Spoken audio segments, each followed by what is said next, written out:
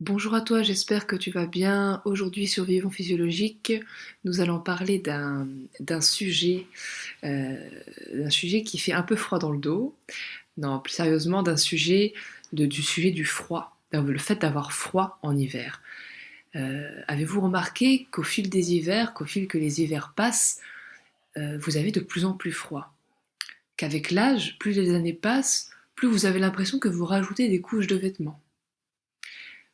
Est-ce que vous avez l'impression euh, qu'en hiver, pour vous, l'hiver est une saison qui vous fait peur, car vous savez que vous allez avoir froid. Vous êtes frileux, vous êtes frileuse. L'extrémité de votre corps, les extrémités de votre corps sont froides. Vos mains sont tout le temps froides, vos pieds sont tout le temps froids, votre nez, le bout de votre nez est tout le temps froid. Et vous n'avez trouvé comme solution que de vous couvrir. Que de vous couvrir en mettant plusieurs paires de chaussettes parfois, des gants, même dans votre maison, et peut-être de vous couvrir le nez avec une écharpe lorsque vous sortez, et même à l'intérieur de votre maison. Les couettes, les plaids font partie de votre quotidien, vous vous couvrez, et bizarrement, peut-être avez-vous remarqué, bizarrement, au fil des années, vous rajoutez une couche à chaque fois. Donc, le fait de rajouter des couches, on dirait que ça ne résout pas le problème du froid. Et pourtant, il ne fait pas de plus en plus froid au fil des années. Donc, c'était un petit podcast par rapport à ça, pour vous dire, pour vous parler de l'hiver et pour vous parler du fait qu'en hiver, plus on se couvre, et bien plus on a froid. Alors là, vous allez me dire, mais je comprends pas, en hiver, il faut bien que je me couvre, il fait froid, j'ai besoin de me couvrir. Parfois, j'ai tellement froid qu'il faut que je me couvre, sinon je ne peux plus rien faire dans la maison, je grelotte, etc. Donc effectivement, si vous arrivez au stade des tremblements, où vous claquez des dents, effectivement, il faut vous couvrir, ça c'est une évidence. Mais il y a une différence entre se couvrir et trop se couvrir. Et la plupart du temps, pour un confort personnel, on a tendance à trop se couvrir pour être tout le temps, pour que notre corps soit constamment, qu'on donne à notre corps constamment une chaleur, la même chaleur. La même chaleur tout le temps, toute la journée, il n'y a aucune variation de chaleur. Toute la journée, vous êtes soit dans une maison où il y a le chauffage central, vous êtes couvert de la même manière, pour justement apporter toute la journée de la chaleur à votre corps. Et ce qu'on oublie, c'est que cette chaleur, ce n'est pas votre corps qui la produit. Cette chaleur est produite par, elle n'est même pas produite, c'est vous enfilez votre corps dans des vêtements épais qui vont donner une sensation de chaleur à cet endroit-là. Mais la chaleur ne vient pas de votre corps. Et ce qu'il faut savoir, c'est que votre corps a un chauffage interne, si vous voulez. Votre corps a la capacité est équipé pour se réchauffer de l'intérieur. Et c'est d'ailleurs ce réchauffement-là qui va vraiment être bénéfique pour votre santé, puisque si vous poussez votre corps à se réchauffer tout seul, il va être de plus en plus efficace dans ce réchauffement. C'est-à-dire que vous pourrez, si vous poussez votre corps, si vous permettez à votre corps de se réchauffer seul, lorsque vous serez confronté à du froid, vous serez beaucoup moins handicapé par ce froid et le corps arrivera plus à s'adapter et à réchauffer les zones. Donc je voulais vous parler de ça, on ne va pas rentrer dans tous les détails du processus, de réchauffement du corps, de toutes les glandes et tous les organes et de tout le fonctionnement des tissus par rapport à la production de chaleur interne.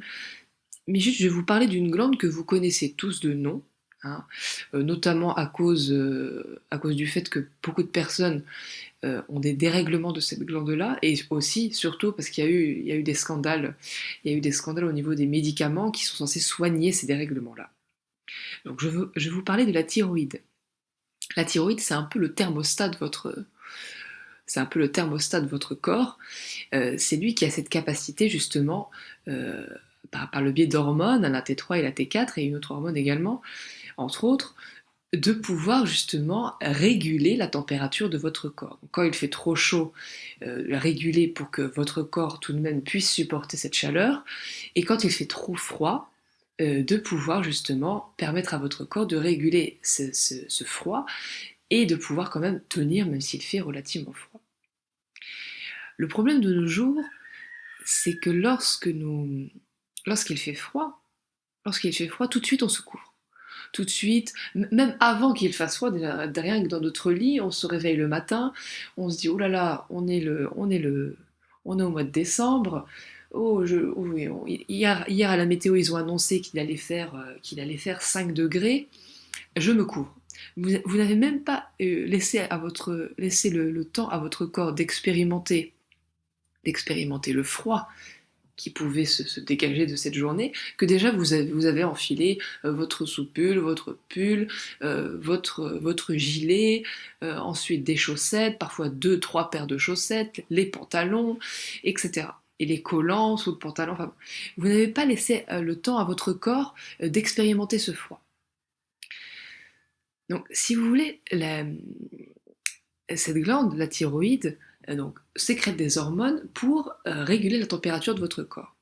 Mais si dès que vous vous réveillez par exemple, ou dès que vous avez cette conception du froid, ah il fait froid, que psychologiquement vous êtes formaté à il fait froid, et que vous vous couvrez, les vêtements, les couches de vêtements que vous mettez sur votre corps, que vous enfilez sur vous, vont un peu remplacer le rôle de la thyroïde. Parce que la thyroïde, elle est faite pour justement réguler la chaleur, pour répartir de la chaleur dans votre corps pour que vous ayez moins froid. Mais si directement vous utilisez des moyens extérieurs, donc les vêtements, pour vous réchauffer, la thyroïde, en gros, elle n'a plus rien à faire. Parce qu'elle se dit, bon, ben, c'est bon, le corps n'est pas en train de trembler, n'a pas de symptômes de froid, ah ben elle est couverte, ah ben c'est bon, j'ai pas besoin de travailler. Et la thyroïde, si on ne lui demande pas de travailler, ben elle ne va pas travailler. Hein, la thyroïde, si son rôle est déjà accompli, elle ne cherche pas à comprendre, elle ne travaille pas. Elle s'endort. Elle s'endort, elle se repose, mais elle ne va pas être active. Elle ne va pas être active. Donc là, vous allez me dire, mais c'est pas très grave, justement, on me parle souvent que nous sommes dans une période où les gens sont épuisés, tout ça. Donc si les gens sont épuisés, il faut qu'ils se reposent. Donc si je fais reposer ma glande thyroïde, c'est plutôt bien. Eh bien, pas forcément. Pas forcément, et pas du tout d'ailleurs.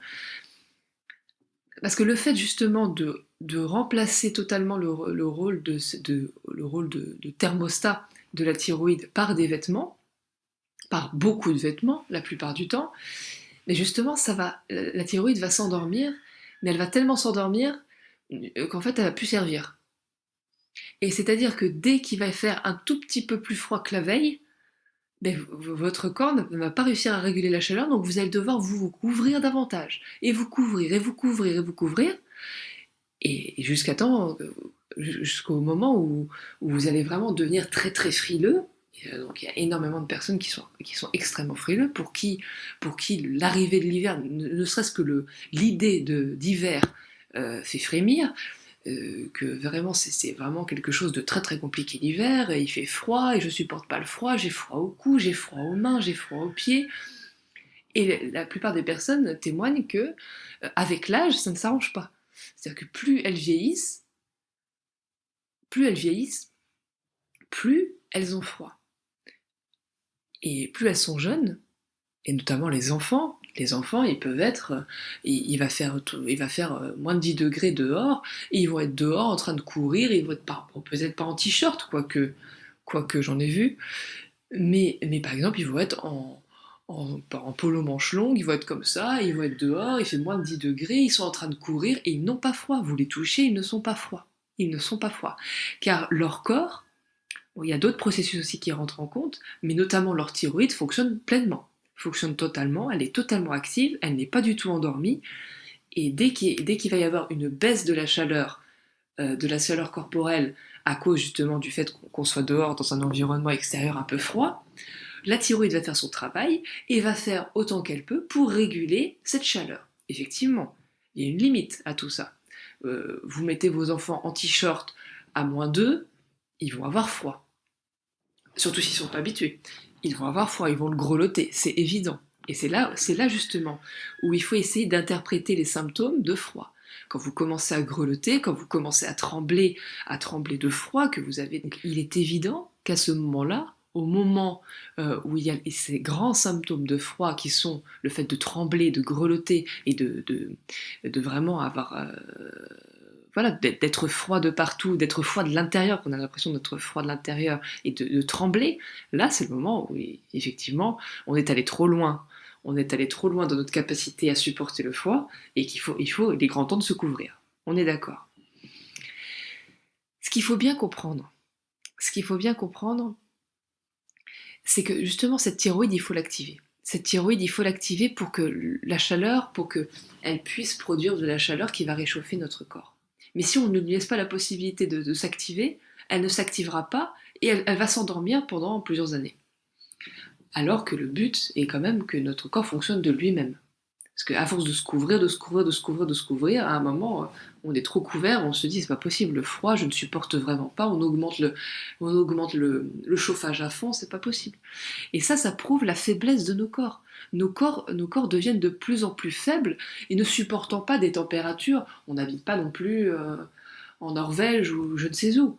On habite quand même dans des contrées plus ou moins tempérées. Effectivement, ça peut descendre sous zéro, mais on n'est pas à moins 40 non plus, on n'est pas en Russie.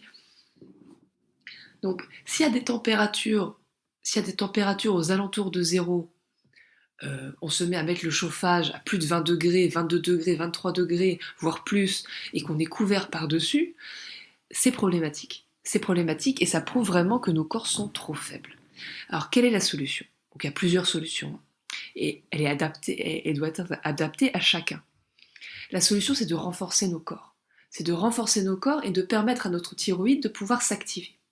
Donc comment on peut faire pour que notre thyroïde soit à nouveau active et justement puisse faire son travail de régulateur de température dans le corps? Tout d'abord, on va essayer de s'exposer à ce froid. Donc je ne vous demande pas de sortir en t-shirt dehors. Surtout tout de suite. Je ne vous demande pas de le faire tout de suite maintenant. Mais ce qu'on peut essayer de faire, c'est justement, si vraiment, par exemple, vous avez mis le chauffage vraiment très très fort, de se dire, est-ce que je peux pas réduire un peu le chauffage de 3 degrés, par exemple? Et progressivement, essayer de diminuer le chauffage, progressivement. Ça peut être une première étape vers la régulation de notre température. Également, essayer d'enlever des couches de vêtements. Par exemple, dites dès aujourd'hui, pendant que vous écoutez cet audio, enlevez par exemple une couche de vêtements. Si vous avez 2 paires de chaussettes, enlevez-en une. Si vous avez un collant sous votre pantalon, enlevez le collant. Si vous avez une grosse écharpe autour de votre cou avec un petit foulard en dessous, ou si vous avez votre plaid sur vous, enlevez votre plaid. Le but, ça va être en fait de se retrouver dans les premiers temps, de se retrouver peut-être dans une situation qui va vous sembler inconfortable dans un premier temps, c'est-à-dire que vous sentez que vos mains sont froides, vous sentez que vos poignets sont un peu frais, vous sentez peut-être que vous sentez que vous avez froid, un petit peu, vous sentez qu'il y a un petit peu de frais, mais vous n'allez pas vous couvrir à ce moment-là. Et c'est justement à ce moment-là, en étant peut-être un petit peu avant la limite du tremblement de froid, du fait de grelotter, c'est là où votre corps va se dire « Ah, il est un petit peu froid. Peut-être que c'est le moment d'activer un petit peu la thyroïde pour qu'elle puisse répartir la chaleur dans le corps. » Et au fur et à mesure que vous allez faire ça, c'est-à-dire qu'à chaque fois que vous allez avoir un petit peu froid, pas au point de grelotter, mais un petit peu froid, que vous allez sentir le froid sur vous, que vous êtes en train de vous dire « Ah, je mettrais bien un pull. » Mais pas au point de dire « Ah, il me faut un pull. » Non. Là, ça serait au point de dire « Ah, c'est vrai que je ressens le froid, je ressens que mes mains sont froides, je ressens le froid. Je mettrais bien un pull, mais je vais essayer de ne pas en mettre et on va voir ce qui se passe. » C'est-à-dire que vous vous sentez vraiment capable, vous vous sentez vraiment capable de vous dire bon, « Je mettrais bien un pull, mais je vais pas le mettre. Je vais pas le mettre. » Et je pense que je vais pouvoir y arriver, même si je vais avoir un petit peu froid. Et c'est à ce moment-là, en fait, de se dire qu'on va pas directement, entre guillemets, craquer sur un confort, sur le confort de mettre des vêtements chauds, mais on va se dire, j'ai froid, j'ai un peu froid, pas j'ai froid totalement, mais j'ai un peu froid, mais je vais pas me couvrir. Ou alors très peu. Pas autant que d'habitude. Je vais juste mettre une écharpe, je vais pas mettre mon plaid par-dessus. Et c'est au fur et à mesure de ces petits efforts quotidiens où d'un premier réflexe, vous allez vouloir vous couvrir beaucoup, mais après, avec réflexion, vous allez vous dire, et finalement, je vais pas me couvrir tant que ça. Je vais juste me couvrir un petit peu. Et peut-être au fil des mois, vous allez vous dire, tiens, j'enlèverais bien une autre couche. Et j'enlèverais bien ça, et j'enlèverais bien ça.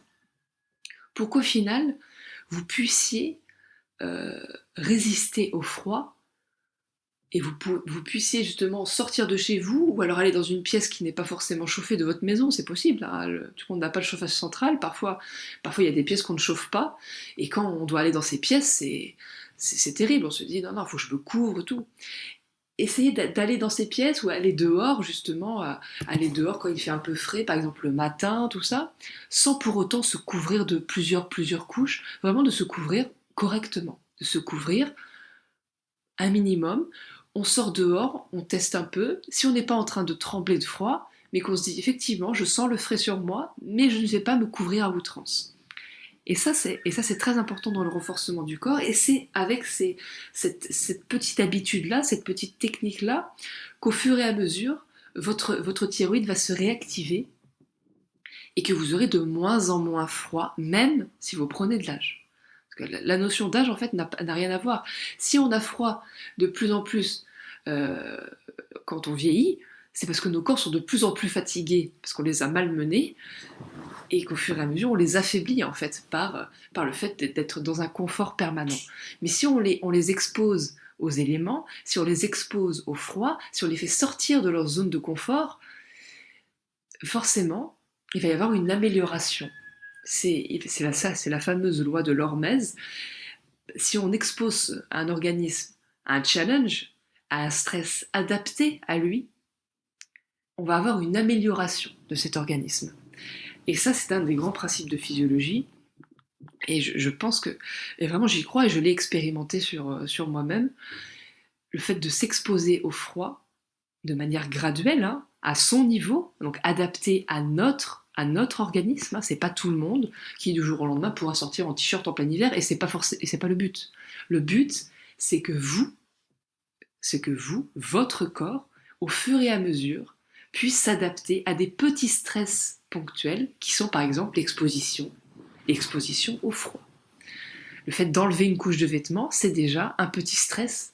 C'est un petit stress ponctuel que vous faites subir à votre corps, mais qui au final va renforcer votre organisme.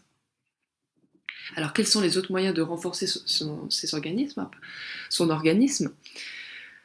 Donc, enlever une couche de vêtements, je vous l'ai dit. Peut-être aussi s'exposer un peu plus au froid sous la douche, par exemple. Sous la douche, vous prenez votre douche normalement, donc votre douche chaude, si vous avez l'habitude de prendre une douche chaude, et peut-être à la fin, vous allez finir par vous rincer les pieds à l'eau froide. Donc là, je sais que pour certaines personnes qui m'écoutent, c'est absolument impossible. Elles se disent, non, c'est pas possible, moi je ne peux pas rincer mes pieds à l'eau froide, pardon, à la fin de ma douche. C'est pas possible, je vais attraper froid. Essayez. Essayez seulement, un tout petit peu. Essayez peut-être juste de faire couler l'eau froide et de jeter un peu d'eau froide sur vous. Ça serait la première étape. Ensuite, peut-être de rincer vos orteils avec l'eau froide. Et ensuite, au fur et à mesure, au fil des jours, à la fin de votre douche, rincez, montez au niveau des mollets, des cuisses, du ventre, de la poitrine. Et peut-être qu'ensuite, vous serez capable, à la fin de votre douche chaude, peut-être de prendre une douche froide. Peut-être. En tout cas, si vous essayez pas, vous ne pourrez pas savoir. Et c'est vrai que peut-être en essayant juste de laver ses pieds à l'eau froide, vous allez avoir une amélioration. Mais c'est sûr, c'est certain, vous allez avoir une amélioration du fonctionnement de votre glande thyroïde et du fonctionnement de votre organisme en général. s'exposer au froid améliore la circulation sanguine, va également produire plus de globules blancs, etc. etc. Il y a plein de bienfaits. On refera certainement un podcast sur ce sujet. Mais surtout, voilà, le message que je voulais passer, c'est il ne faut pas avoir peur du froid. Si vous avez peur du froid, c'est que vous êtes déjà dans un état d'épuisement assez intense et qu'au fur et à mesure des années, ça va pas s'améliorer du tout. Il faut véritablement se dire, oui, il fait froid. Oui, il fait froid. Mais j'ai un système en moi, j'ai un thermostat en moi qui me permet de réguler ma chaleur corporelle. Donc, j'ai froid, mais posez-vous bien la question, c'est quand vous avez froid, est-ce que vous êtes au point de trembler, de grelotter, ou est-ce que effectivement vous sentez du froid sur votre corps, sur vos mains, vous sentez que vous avez froid, mais que c'est supportable. C'est un inconfort, mais c'est supportable. Et c'est sur cet inconfort-là, cet inconfort supportable, que vous allez vous renforcer et que vous allez devenir plus fort, et qu'au fil des années, vous n'allez pas devenir de plus en plus frileux, mais qu'au contraire, vous allez devenir de plus en plus résistant au froid, et que vous pourrez peut-être, dans quelques mois, dans quelques années, en y allant étape par étape, sortir en pull dehors alors qu'il fait une température relativement basse. Sans pour autant vous dire « Ah là là, mais si j'ai pas mon manteau, si j'ai pas mon blouson, si j'ai pas mon écharpe, je vais tomber malade. » En vous disant « Effectivement, il fait froid, mais je ne suis pas au stade de trembler, donc j'y vais. » C'est vraiment cette peur du froid, il faut vraiment essayer de ne pas en avoir peur, justement. Il ne faut pas lui donner de l'importance. Il ne faut pas avoir peur du froid, il faut considérer le froid et voir comment notre corps réagit par rapport au froid. Est-ce qu'on est capable justement de progresser par rapport à ce froid. Donc voilà, j'espère que ce podcast vous aura plu. Si vous avez des commentaires, des questions, que vous voulez nous donner votre expérience par rapport au froid, n'hésitez pas à commenter sous cette vidéo, dans les commentaires sous la vidéo. Également, n'hésitez pas à vous abonner. N'hésitez pas à vous abonner à ma chaîne Vivons Physiologique. Également, n'hésitez pas à liker cette vidéo pour plus de visibilité. Belle journée à vous et je vous dis à très bientôt pour un nouveau podcast.